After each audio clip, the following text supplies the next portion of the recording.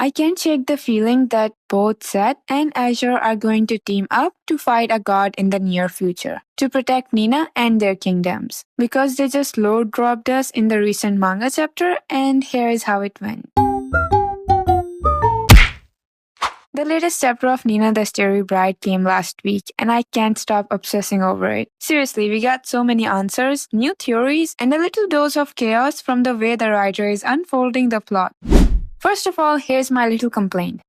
Why did they make evil people so pretty? Case in hand, the twins Nina encountered in Lindorm. They are so beautifully drawn that they got me hoping for them to turn good somehow, even after witnessing their horrible mood swings.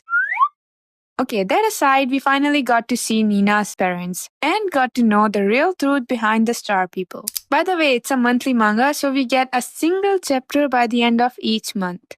Alright, so after Sett left for Galgada, Nina traveled to Hikami's hometown of Lindorm with Toad and Hikami himself to look for a star person that he had encountered 15 years ago. This search led her to the twins, Olver and Asta, where Asta is the prince and Olver is the spear piece. They both led her to a creepy man there, and evidently they wanted to use her power to grant wishes for themselves. Initially, Hikami was told that the creepy man was a star person, but he obviously wasn't. And I'm sure that one of the twins gave that information out because apparently a prophet had told them that their wish would be granted if they let her meet this creepy man, who, as I said, was not a star person and had absorbed some of Nina's powers right when they met and started to cause destruction right after a few minutes. For the twins' wish, it seemed so sad at the beginning that Olver wanted people to look at him and Asta wanted people to accept them equally. Just because they were twins, and in that place, the twins were looked down upon, and normally one of them was killed after being born. But their father was a very merciful person, so he decided to let both live, but pretend that one of them does not even exist. And to make it worse, he made that a rule. So now whenever someone sees him, no one responds to him, except his brother Asta and that old man. And what was even worse, that he can't even go outside, because there was an invisible cage.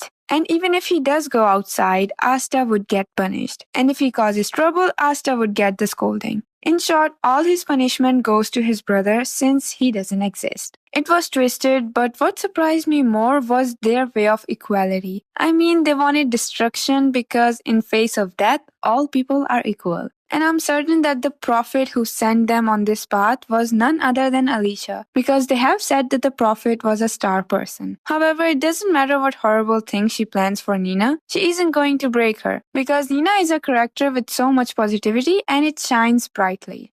Fast forward to chapter 61, Nina and Hikami defeats the brothers and are finally guided to meet the actual star person. This individual who led Nina to herself by her subconsciousness was the last survivor of the star people. And guess what? Our girl isn't just a star person, she inherits the soul of the star goddess. Well, half soul actually, because the previous princess died a terrible death, so her soul was divided into two parts. One was Nina and the other was given to Alisha. I bet that the good part of her soul went to Nina and all her hatred went to Alisha. But anyways, let's talk about Nina's parents and why she doesn't remember them. So when she was 10 years old, her parents had died. And before that, she actually knew about her powers and was very happy with her family. But as the hatred for the star people started everywhere, everyone began calling them bringers of ruin, except for the people of Fortna, who embraces them and has given them a separate villa, the Astral Villa. Off topic, but I have high doubts about Fortna's history. But we will talk about that later. For now, let's go back to her parents. Look, I never really trusted whatever Alisha said in the slightest, and now we have more than one reason to not believe her. First one being that Nina's mom had told her everything opposite to what Alisha has said about the star people being bringers of ruin and everything. The star people were in fact the protectors of the world, though they were not allowed to use this power for themselves, because using it too much would ruin its vessel. And here's the interesting thing. Her mother told her that someday she will be retired from her role as a star person and her soul will be released, and she will be reborn again as a normal human. And at that time, her mother said that she wants her to get powers from the person she's closest to, making me think that maybe in the future we might get our answers to whether she's going to end up with Sett or Azure in this way. But I believe it's a long way ahead, so let's keep it aside too. Everything was fine, her parents were there to protect her, but unfortunately one day both of them get sick. And when her mother was at the brink of her death, she asked Nina to grant her a wish. And that wish was that she should forget that she's a star person, she should forget her powers and her duty. Honestly, I was kind of mad here, because why couldn't she just wish for their health? Both her parents should have been fine if Nina had made that wish. If that would have happened, Nina should have never suffered that way. But maybe her mother didn't wish for that because when Nina used her powers, it negatively affects her too. We have seen this few times, like when Sett and her fall off a bridge and she broke their fall with wind, her eyes begin to bleed. But you must have noticed that it doesn't always happen. So I guess it's only when she passes her limits. And I mean, giving someone health and saving them from death is a big wish. I really don't know about how her powers work, honestly, so you tell me your thoughts on this. Now for Fortna. It has always given off suspicious vibe. I mean, we saw the previous king there, right? And now we know that historically star people are meant to be nomads, travelers who roam the world using their powers to protect and preserve balance. But in Fortuna, star princesses are confined to a place we call the Astral Villa, where their powers are used only to grant wishes for the royal family and to keep the kingdom thriving. However, that's not really their destiny. But Fortuna's official story says that the first king built the Astral Villa to protect the star princess, painting the arrangement as something noble and selfless, and framing it as kind of a love story. But I think that's far from the truth.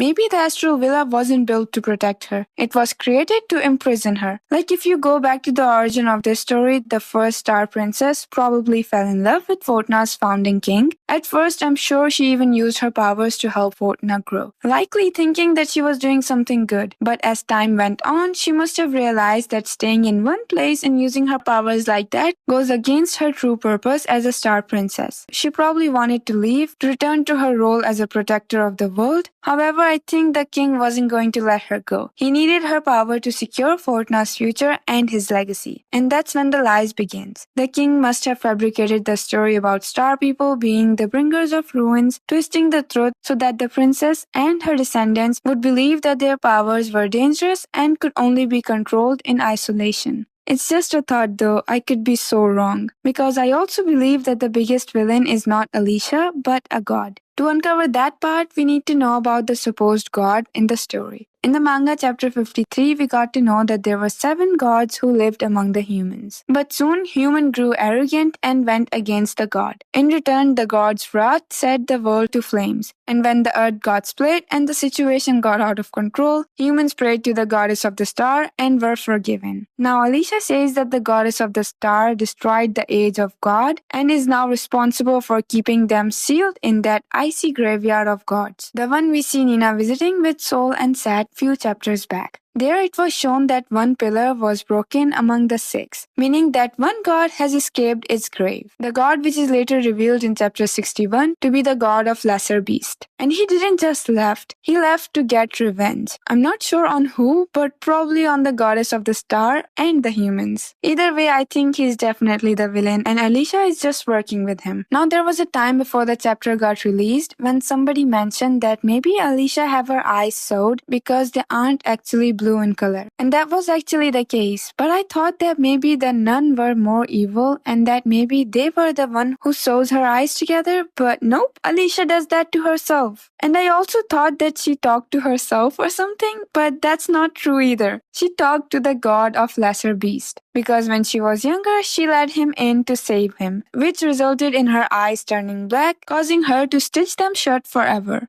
So in the end, we got answers, backstories, and a bonus chapter that we will discuss later. Spoilers, it have Sett smiling while thinking of Nina, and some of Anne and Prince Yor's scenes.